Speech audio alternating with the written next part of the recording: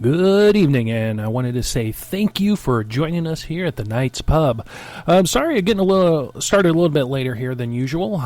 We actually was switching out some equipment, and we was just trying to hustle around here. Thought everything was set up after our fiasco last week.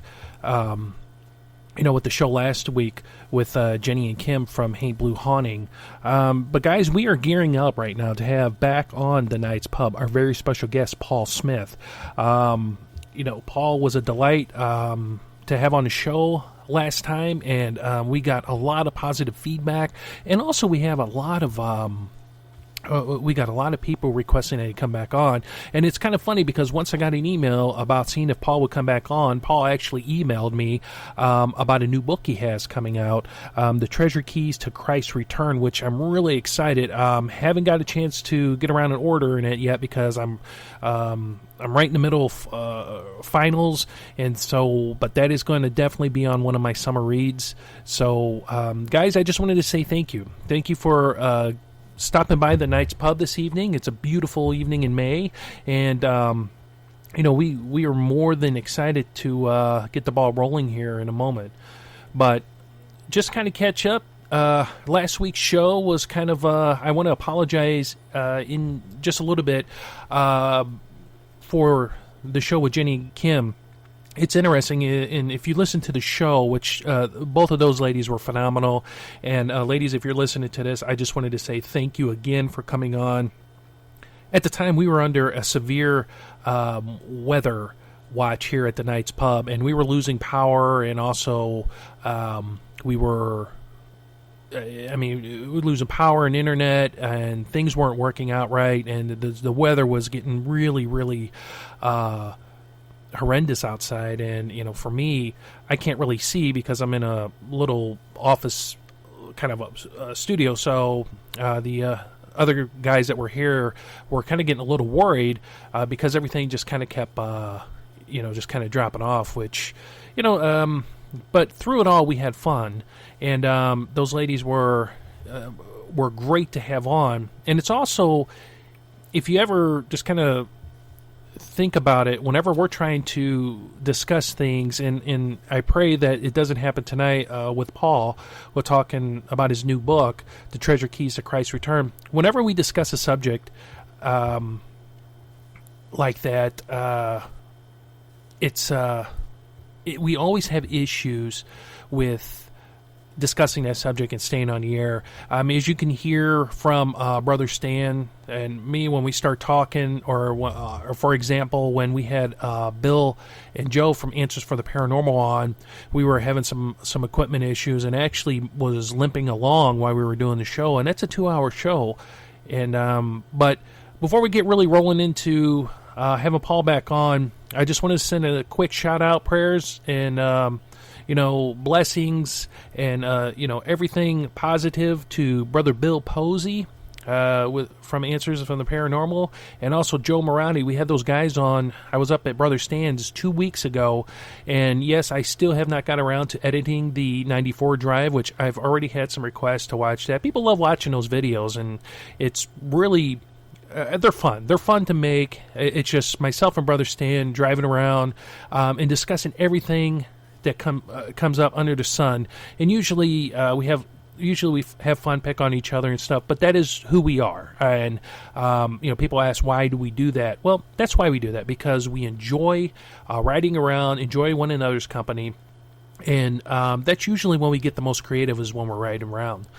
Now, Brother Bill Posey is cancer, and I know I said that in a few shows, but guys, please keep praying for him, and uplift him and his family, and also Brother Joe Morati, because Joe's helping out a lot, from what I understand, taking him back and forth to appointments, and so he's really being a true Christian, really being a true friend, and I just wish nothing but the best for those guys, and look forward to having them back on or getting together and talking, because that was a really good show up at Brother Stan. So haven't talked to Brother Stan. I'm sure I will get a chance to speak with him tomorrow. His work schedule's kind of got a little bit crazy, and he's back on evenings, so usually when he's back on evenings, we don't hear too much from him other than me giving him a quick call. But guys, if you're just want to say thanks for stopping by. If you want to listen to tonight's show, please go to www.thenightspub.net, and on our main page there's going to be a little radio at the top of the page. Now, if you press play, that's going to tunnel you right into our broadcast server, which we have updated. So again, I apologize for us getting on the air a few moments late. Or you could go to www.shoutcast.com, go to the search bar and type The Knight's Pub, and it's going to bring you to our streaming channel. Just play on it, and it will tunnel you in here, and you can hear yours truly on the air. Now, if you're listening to the show any other time other than such as tonight with tonight's guest, or anything that's scheduled or not on the webpage, you're probably listening to a broadcast show. We highly recommend downloading and distributing our shows, and burning them, listening, whatever you want to do. That lets us know that we actually are reaching out to people. Our fan base and the people who listen to it, we're being rebroadcast over in Britain, and also in the Netherlands, which came as a shocker until I tuned into a stream there and heard yours truly and Brother Stan talking about all kinds of things paranormal on some of the shows, which is great and fine. Speaking of that, I just want to say thank you for stopping in, and the chat room starting to fill up, and also the broadcast server. I can see all the people connecting, so I just want to say thanks, guys. Thanks for tuning in and listening to us. We do appreciate it. Now, do you want to become a guest on the Night's Pub? There are a few ways to become a guest on the Night's Pub. First, we have a flyer on our website. Just download it, and it'll basically tell you who we are. If you go to the show schedule, you'll be able to download it and check us out. And we're open to a variety of topics. We love talking to people about all kinds of topics, so don't be afraid, or drop us a line. Let us know if you have a topic that you'd like us to discuss. Necessarily don't have to come on the show. Now, since we are in tonight's show, we will not be answering phone calls. Now, our show phone number is 636-487-4258. Now, usually, any other time other than interviews with special guests, or unless we set it up before to where we have, more than 2 or 3 people kind of here on the show, we'll be taking messages. So during the times that we are not broadcasting, feel free to call, leave us a message. Let us know how we're doing. Let us know if you want to, hear some other topics other than, what we normally discuss, or because we're open to discussion, anything under the sun.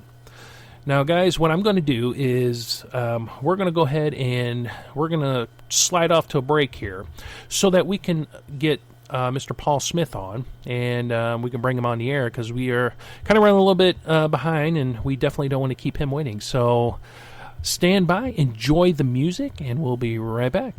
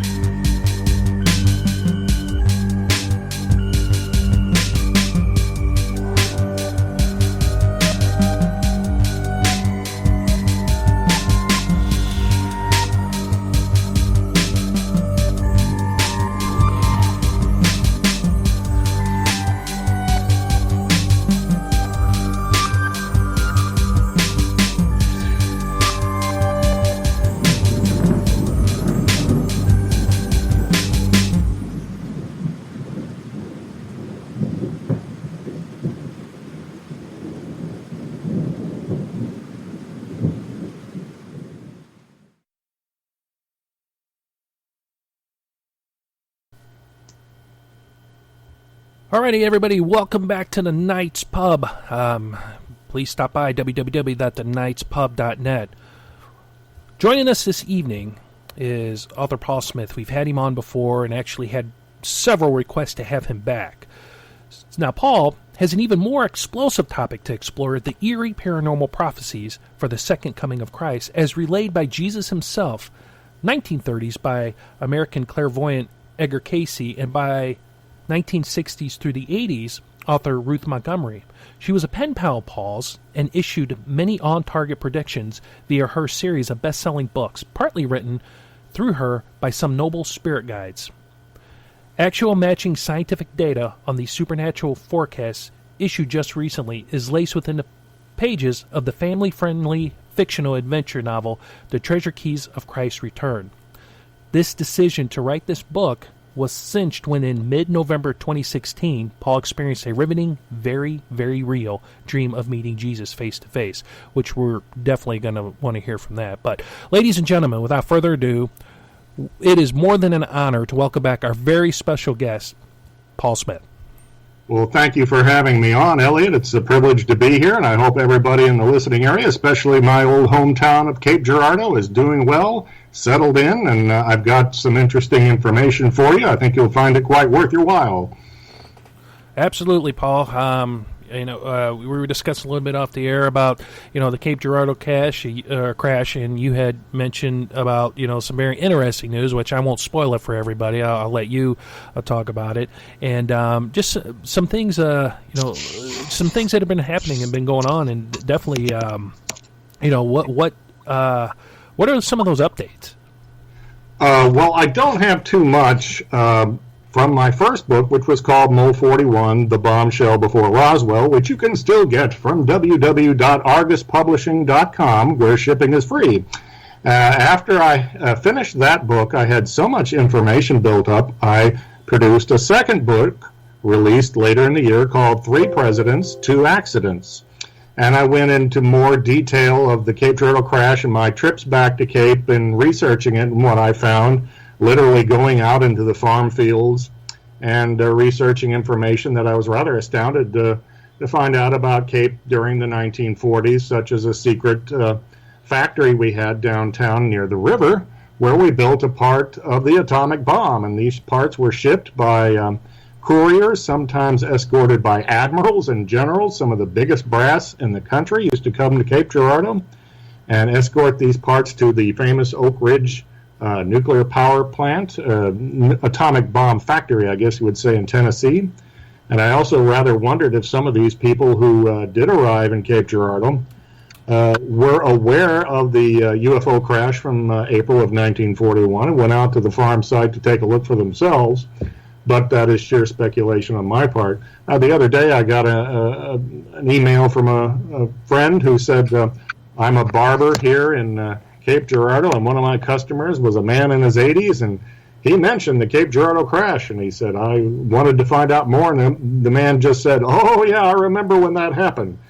And I'm thinking, well, what was his name? Did you get his address and his phone number? But no, he just wanted a haircut and talked a little bit about it, and it was something that was known in his day. A woman that I interviewed near Chaffee, Missouri, passed on last summer, but she also remembered as a little girl hearing all about these so-called crashed outer spaceship, they called it in those days, and these little men that they found on the ground afterwards. So there were a number of people that remembered, but that number dwindled as the decades went by. Now we are 76 years beyond that event, and there's probably almost no one left. And when I was getting down to what am I going to write next, back in November of last year, I've been putting off writing a fictional novel on some characters I had in mind, having some adventure in South Florida and going to the islands like Bimini and the Bahamas and Andros Island and such, and finding pirate treasure. Well, at that time, I was trying to decide what I would do next, and I had a dream about a week after the election. And in the middle of the night, I woke up from this dream dream just totally stunned. I could not believe what I had just seen and experienced. It was unlike any dream I'd ever had before, that's for sure.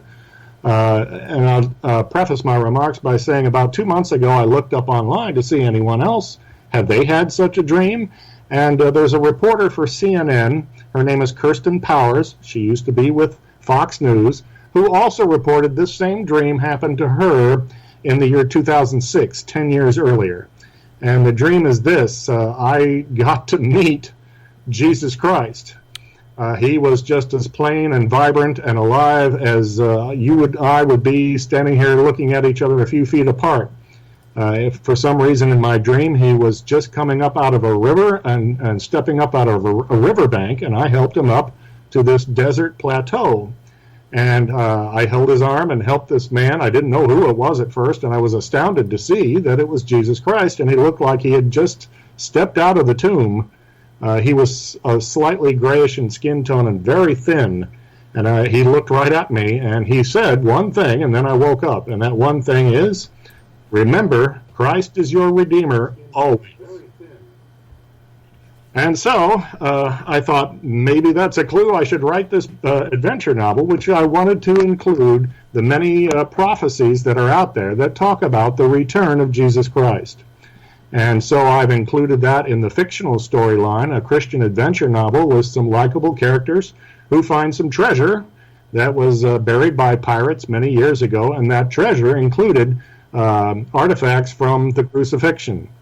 So in putting the book together, I included a number of paranormal sources also that say, for real, that Christ is coming back, and it's not that long from now, not too long from now, maybe a decade or two at the most, I would say, if I just could guess as best I could from all the clues, and we could get into that tonight if you like. Sure.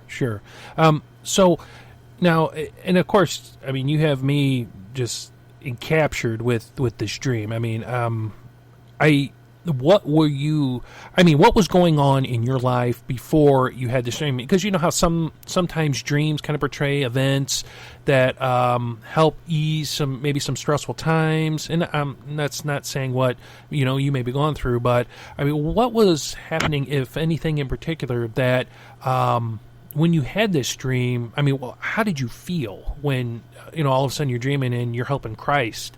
I find that to be a very valid question. It's a good question, and yet nothing too special was going on. I felt fine physically, and was just relieved, like every American, that the national election was over about a week or so before, and it was a very calm time. And like I say, I was casting about ideas what I should write next. I had a few more book promotions to do for my second book on the Cape Girardeau UFO crash. And when this happened to me, I was just electrified. I could tell you almost exactly what Christ looked like, specifically, just like you see in the paintings or pictures. His hair was parted in the center. He had a beard which was wet. His hair was wet. His robe was wet.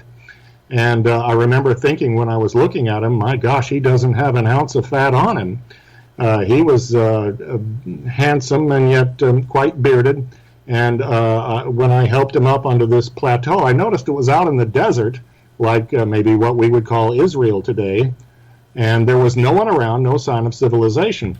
Now, just a few weeks ago on the History Channel, they had a special on about the death and resurrection of Christ. And maybe you saw it on the History Channel with the robe of Christ and the shroud of Turin, and the image imprinted there, and it was talking about how Christ came back, according to the Bible.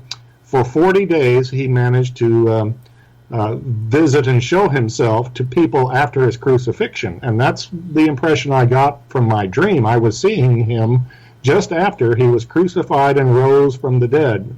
He was raised from the dead by God and came back from the tomb. Now, I didn't really know my Christianity quite well enough, so I looked it up in a book, and it says there were 3 people, apparently, who reported seeing Jesus the day of his crucifixion, including Peter, the famous apostle. So I thought that was interesting, and then while I was watching this History Channel show, they said Christ came back for 40 days, and that was a specific number, and that recurs in the Bible, 40 days. For instance, he was baptized to start his ministry around the age of 30, And he stepped directly out of the River Jordan, soaking wet, and walked into the desert for 40 days. And when did I see him? In my dream, I was greeting him as he walked up out of a river in the desert wilderness. And it was, I just don't have all the answers, but I thought this is very strange and spine-tingling and exciting. I confess to you now that in the moments afterwards and for hours later, after I woke up from my dream, I was pretty scared. I thought, am I going to die now? But obviously not. So I'm able to tell you this. I'm not going to embellish this or distort it or try to make myself out to be the hero. That's just what happened to me. And like I say, Kirsten Powers of CNN reported the same thing. She was an atheist at the time, and she converted quickly in 2006 to becoming a good Christian, and she still is to this day.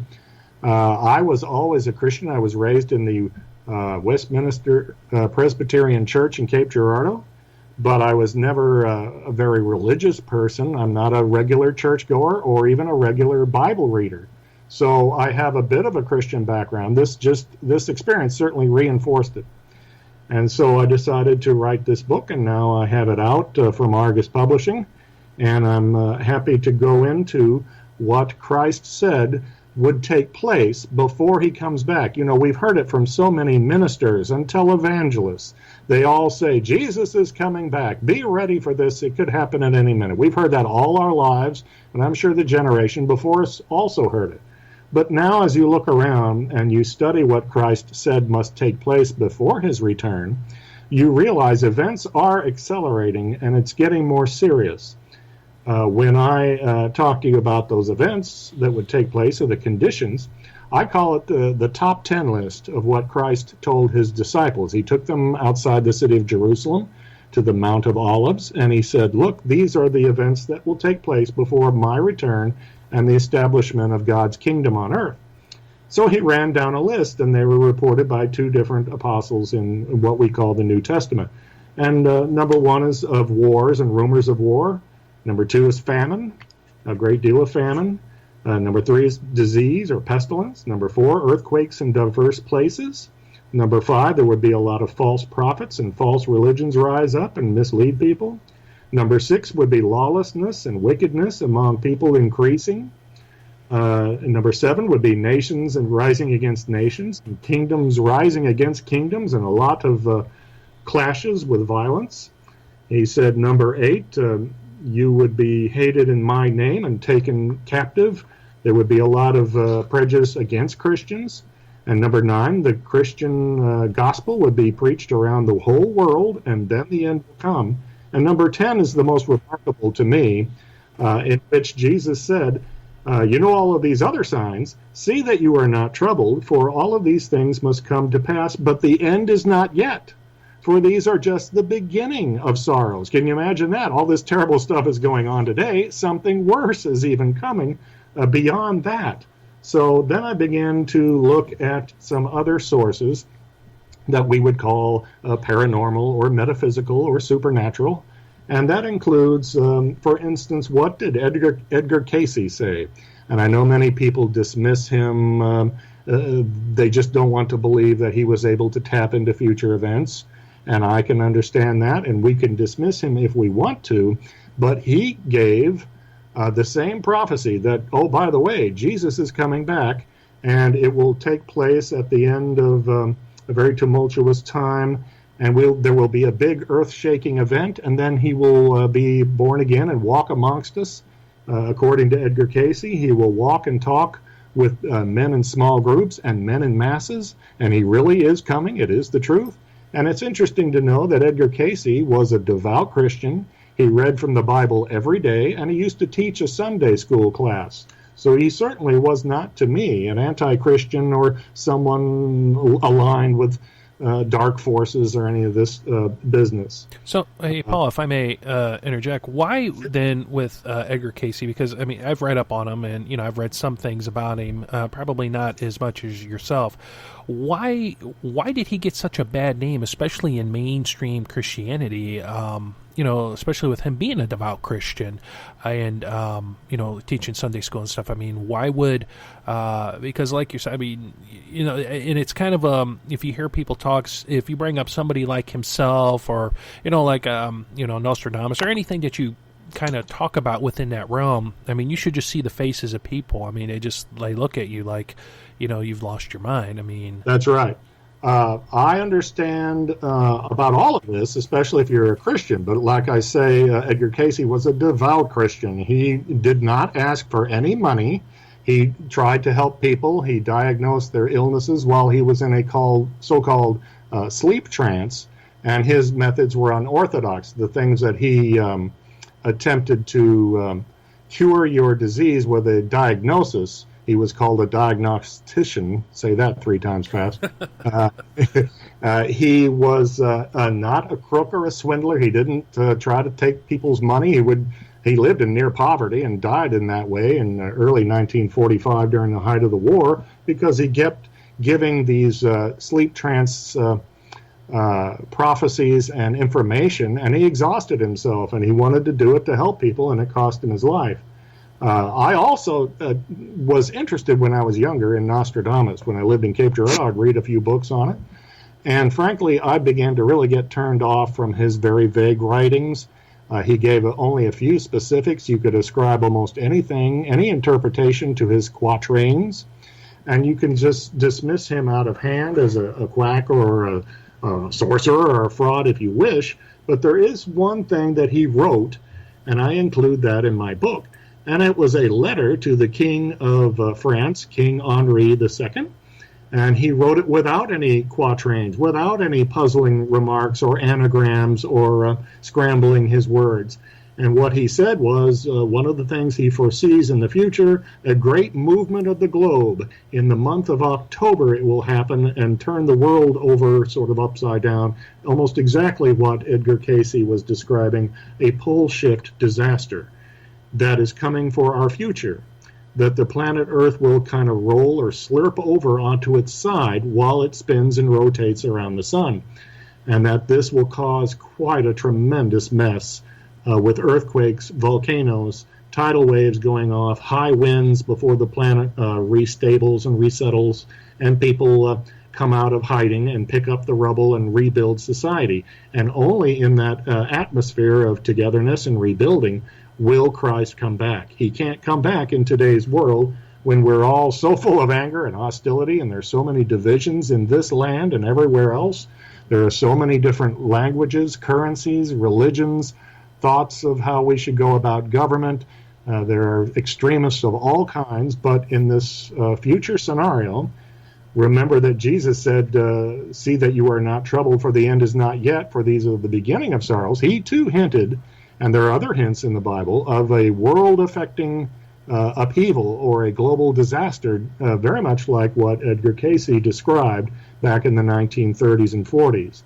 That will set the table, according to Edgar and some others, for the return of Christ. When I was researching this, I didn't know all of this at the time, but I spent from November and through the next few months trying to get my facts straight and doing factual research instead of just making everything up. I do have a fictional storyline in my new book, but I put in only facts about what was prophesied or prophesized, whichever term you prefer. And Edgar Cayce hit on a number of them, including it's a fact that he predicted the exact year the World War II would begin and when it would end. And he talked about a number of other forecasts that came true, including the finding of the Dead Sea Scrolls, which happened a few years after Cayce's death. He described where they would be found, and he was exactly right. He's someone we really probably should listen to with an open mind. However, there is one thing that really strikes people cold, a lot of Christians, and I understand, is that Cayce believed in reincarnation. He believed we have lived before and we will again. So you can take that all into account, or we can just sort of dismiss him if you want to. But I think we do so at our own peril. Well, it kind of makes, just trying to, it makes a little sense. And the reason I say that is because everybody has has experienced at least at one time or another, or I know people that experience it every day, is like deja vu.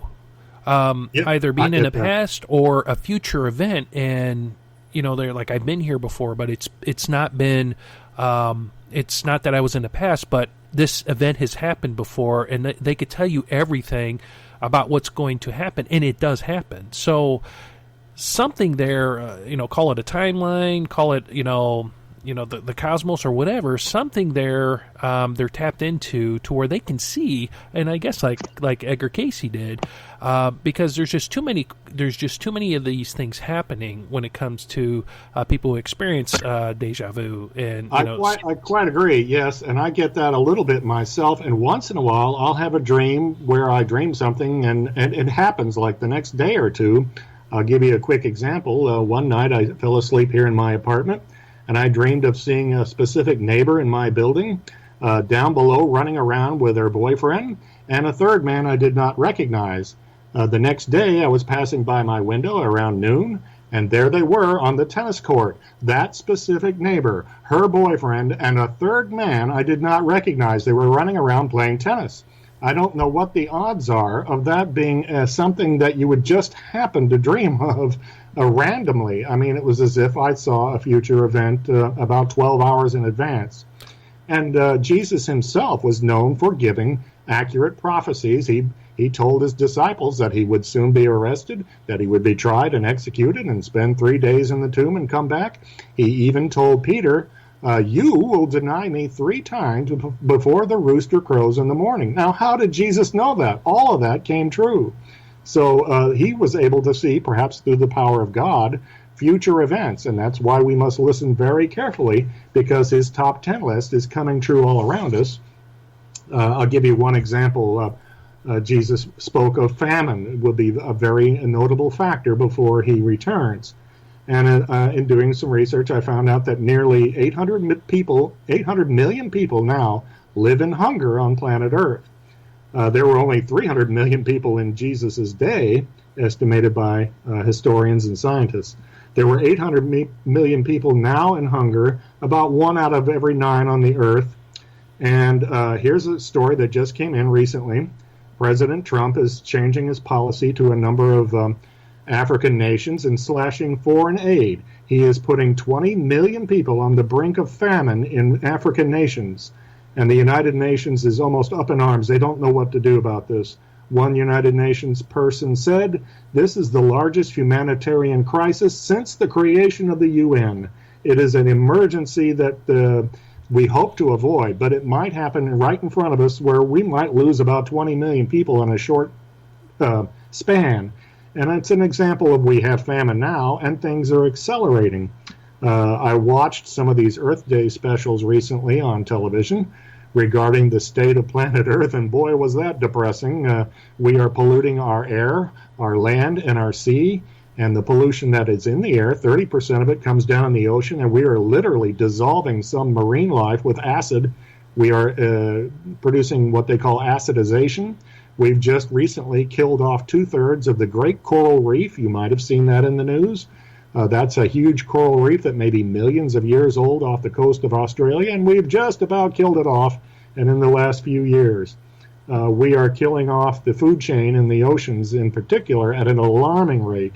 So these are all things that seem to be happening worse and worse. And I'll just give you one more quick example. Under the column disease or pestilence that Jesus talked about, the Center for Disease Control in Atlanta has noted within the last year, we finally got very real diseases that are spreading that are antidote and vaccine resistant. In other words, we don't have a cure. These were always perceived and speculated about in the past, but now they are real. Things like strains of the Ebola or Zika or Lyme viruses. And now we're going to be seeing more and more of this, unfortunately, as climate change reduces the Arctic and Alaskan snowcap, and now they're unearthing, this is a gruesome story I just read today, bodies are coming out of the permafrost in Siberia and Alaska that were thought to be buried years ago, and they're coming to the front or to the fore. They're being exposed, and they're full of diseases. And it could be like megaviruses, they're calling. And it's just one depressing piece of news after another. So the events that Jesus warned us about are really here all around us, and they're just getting worse. Incredible. I mean, it's scary to realize that. I mean, it's sad. It's the saddest state of affairs that you know this thing is that it's happening right in front of our eyes, and people are. I guess they're not taking it serious. I mean, do you?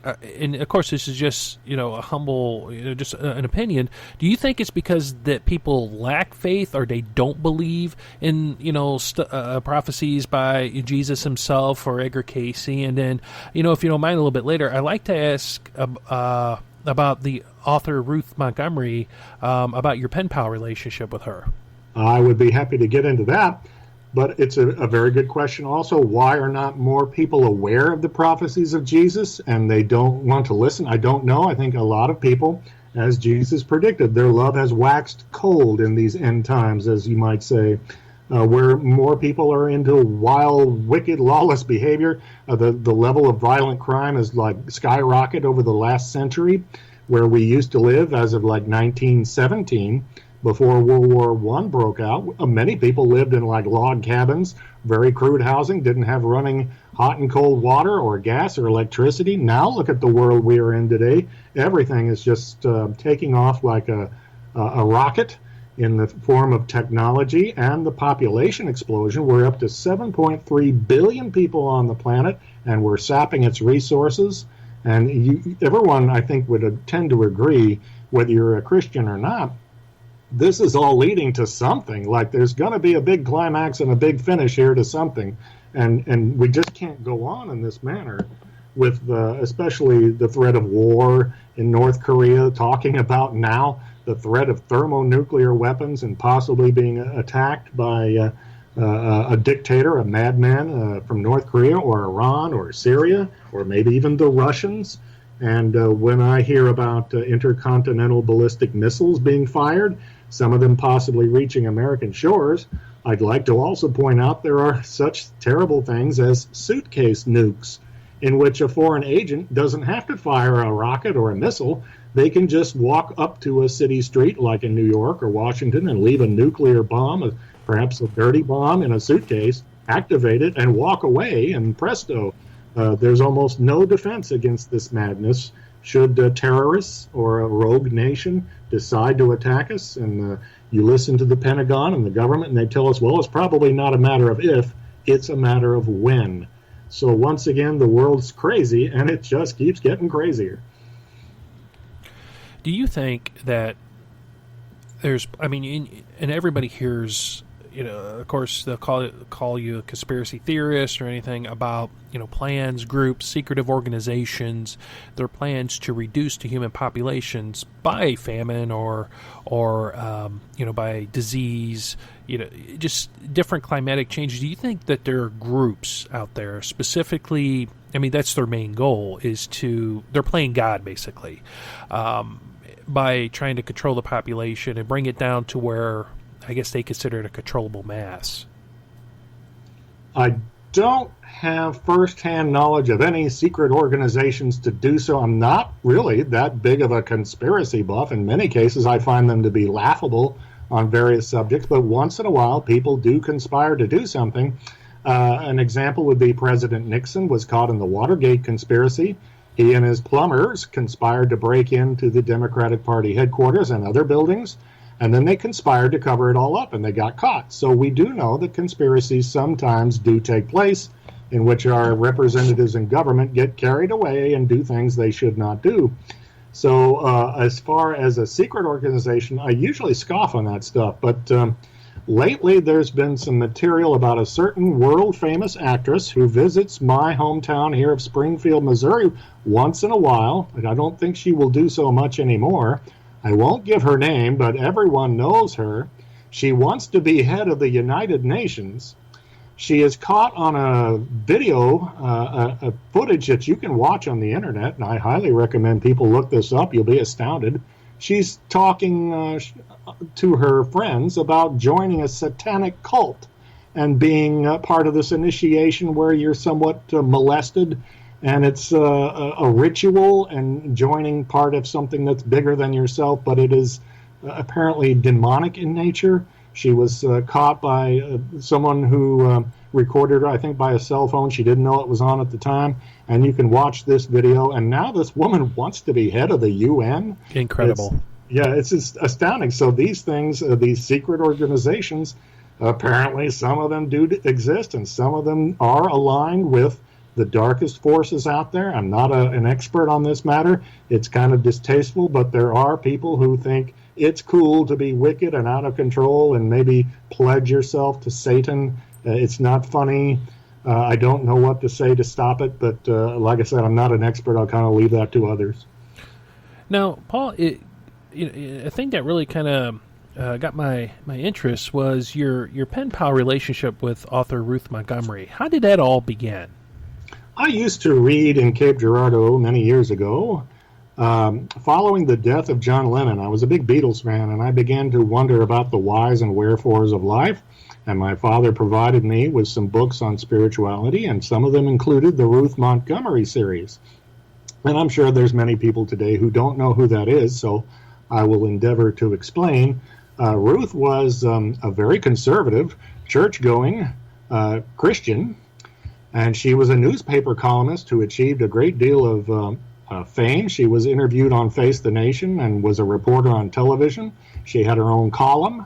She used to work for the Hearst newspaper chain in the old days. She was in and out of the White House and covered all the U.S. presidents from FDR to Nixon. And she was a very, very reputable conservative person. But here's where she really surprised some people. She was told by her newspaper chain around 1960, I think it was, to go to Florida and investigate a group that are conducting seances. Seances were becoming a bit of a rage at the time, and people wanted to go make contact with their dearly departed, the spirits of their friends and relatives who had passed on. So she went undercover and did a series of articles, some of them complimentary to what she was seeing, and others decrying fraud that she found. And during this time, she found her readership went way up. People were fascinated by this subject, and she encountered a medium who she began to find out seemed to be in touch, someone quite psychic, who recommended she try contacting high-minded spirits through automatic writing, which is where you sit at a table and calm yourself through meditation and allow higher spirits or spirit guides to type through you. It sounds a little scary to some people, and I'm sure you would want to make sure they were high-minded and noble and Christian in nature if you were ever to even think about such a thing. Well, she did, and found that her spirit guides sent along messages that were very helpful, that they gave premonitions or predictions of things that came to pass. They clearly identified Jesus Christ as the Son of God, and that they were very pro-God and very pro-Jesus Christ. And one of their messages was, Jesus Christ is coming back at the end of this tumultuous period we're going through after a pole shift, just like what Edgar Cayce said, and that in the aftermath of a spirit of rebuilding planet Earth, Jesus is coming back, just like the Bible says he is, and he will not be harmed, and he will be able to speak to us on every continent, and it will be a wonderful golden age that is coming, the kind of preaching you get from an evangelist, let's say, in your church or on television. It's just that we have to go through hell to get to heaven. We have to go through this terrible world-affecting shift of the earth on its axis. And you might say, well, should we take Ruth Montgomery and her spirit guides seriously? And I think that we should. I began exchanging letters with her in the 1980s and into the 1990s. At one point, she suffered from macular degeneration and could no longer read. And then she passed away in June of 2001. She was a nice lady, and she took the time to write to me. I have many of her postcards and letters still in an envelope here. But what she and her spirit guides had to say should be taken seriously. When she passed along in her series of best-selling books that were highly thought of at the time, Warnings that our weather would become increasingly violent with heavy snowfalls, strong gales, and increased humidity. Their spirit guides in the books began saying this as of the early 1970s and increased their messages on this in the late 1970s and early 1980s. There will be tremendous upheavals in the weather due to the climate change and the trapping of moisture and pollution in our atmosphere. And we are going to see the Earth become lopsided from a buildup of ice and snow at our polar regions. And we are seeing that today. There's melting away at the poles in some areas, and there's building up strangely at others, I found out, just exactly as predicted. And so the spirit guides warned that this is coming, and it's quite real, and it seems to be taking place. For an example, in the last year or two, there have been reports in the media about the Earth has already shifted on its axis as predicted, only a few centimeters though. And these reports have been in not only the news, but on ABC and the Weather Channel. In fact, I've got a report here. It says the Weather Channel, and you can look at this video on YouTube. The host comes on and says, "Did you know that climate change might actually be affecting the Earth's axis? Our nearly melting ice cap at the top of the world is shifting the balance of things already." And there's report after report that global warming is far worse than we first thought back in the 1990s, and things are accelerating at an astonishing rate. We're losing the Arctic ice cap, and it's interesting to know, as I point out in my book, the Arctic has no landmass underneath. When we lose it, we've got nothing but water. The Antarctic has a continent down below. That would, certainly make the Earth unbalanced, and we could slop or slurp over in space just as predicted. And apparently it's all due to the melting of the ice caps plus, quote, a buildup of ice and snow at the poles, yet melting at the caps, and the depletion of oil and water and minerals that have been removed from our land are heightening this problem, according to the Ruth Montgomery spirit guides. So they've been warning about this for 40 years, and almost everything they predicted is coming true. And I'll give you a really interesting one as soon as I get a little drink of water here. Back in the late 1970s, the spirit guides reported in a book that was printed in 1981 that they see in the future a very liberal American president who will nearly bankrupt the American economy and over so much spending programs in government, especially on the issue of health care. This will upset so many people, they will virtually take up arms in opposition, and there will be great division in the land over this issue. And they said this liberal president we see coming will not be Ted Kennedy and will not be all the other candidates of around 1980, but they see him nearly bankrupting the economy. And boy, does this sound like Obama and the Obamacare and the Tea Party and the opposition and the what's going on with overturning Obamacare. And it's happening almost exactly as they predicted over 30 years in advance. That's incredible. That is incredible. When you were talking about a little while ago, you had mentioned when you were talking about Ruth Montgomery and how her spirit guides were speaking to her about all these future events that are happening. Also with Edgar Cayce, and a question that I had is why the pushback from not only religious figures, and I know we kind of touched on that a little bit earlier, but why the head of religious organizations and churches? I mean, why not embrace, these people? Because, I mean, and there's proven, it's proven that, for example, like the Catholic Church, and I'm not picking on them in particular, but they've used people like demonologists and people that are clairvoyant, and they're getting a little bit more into understanding and talking with people that do EVPs and investigations and stuff. So there's got to be some kind of sinister reason why there's so much pushback from these people. Because to be honest, I mean, if not saying that their their teachings or their prophecies or whatever should like you said, we should look at them and kind of realize that this stuff is happening instead of being pushed back away out of I guess the reach of people of young minds that if they read this stuff, could make a great impression on them to where, it could help change a portion of what's going on. I agree. I'm sure there are many church leaders who feel their territory is threatened, that they won't have the sway over people as they think they should. There are some who feel that Ruth Montgomery conjured up spirits that somehow are going to mislead people. And it's interesting to point out that even in one of Ruth's books, she said the Bible clearly states, try the spirits to see if they are real. For every spirit that confesses that Jesus Christ is the Son of God is real and something to be taken seriously, or at least to give it a shot.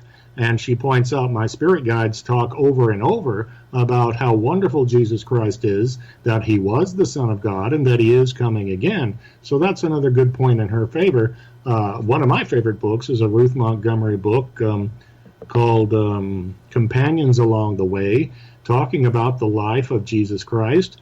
And I find it very inspiring. And it's interesting to note that the Christian Reverend Norman Vincent Peale said at the time he found the book very inspiring too.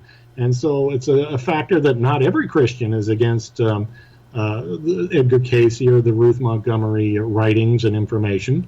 But like I say in my book, we can dismiss it if you want and just stick with what Jesus said. And he made it sound like the same thing is coming. It matches up pretty darn well.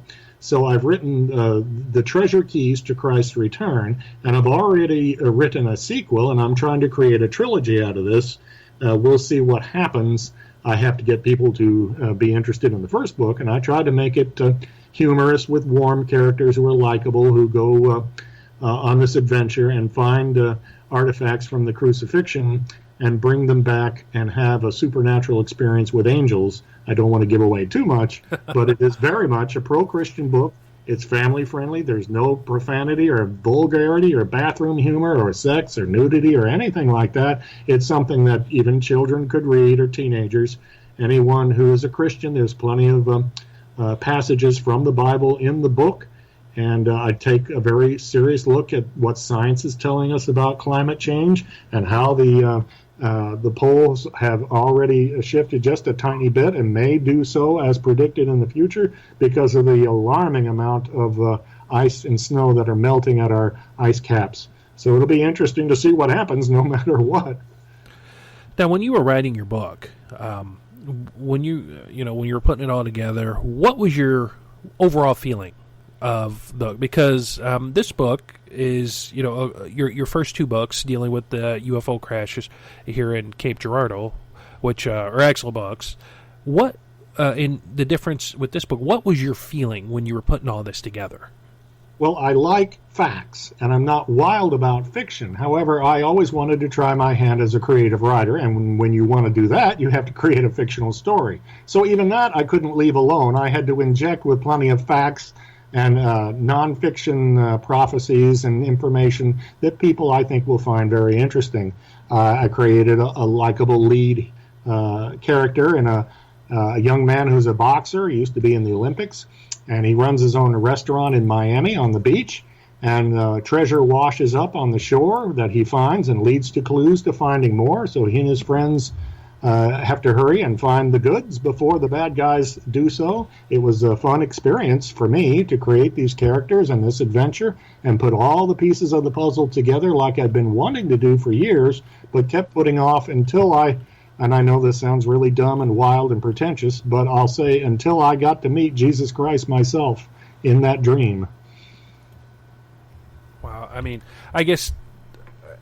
had a lot of, dreams and visions and stuff like that, but never one with meeting Jesus himself.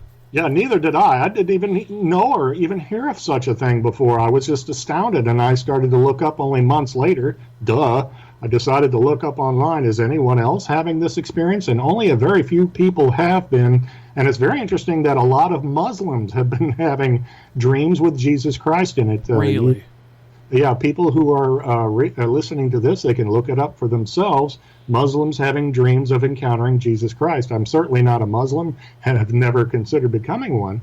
But a few other people, like an atheist like Kirsten Powers of CNN, she speaks openly of her experience. It changed her life, and she admits she was just scared to the bone when she had her dream. And she said it was both a dream and a very real experience, and that's the way mine was. It was both a dream and a very real experience. I was literally touching and holding the arm briefly of Jesus Christ, and I could see the glistening beads of water on his beard and in his hair and his wet robe.